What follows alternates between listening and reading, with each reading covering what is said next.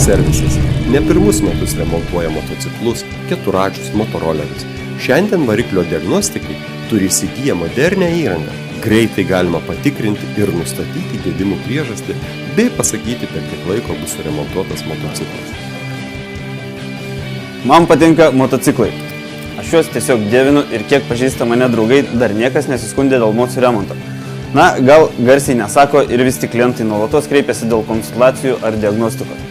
Taigi, jeigu susidūrite su variklio gedimu, kurio negalite pašalinti patys, skambinkite mums žemiau nurodytu telefonu ir sutarsime, kaip greičiau jums padėti.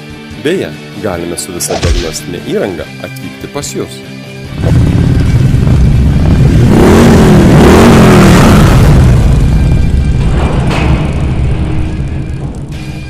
Motociklų remontas.lt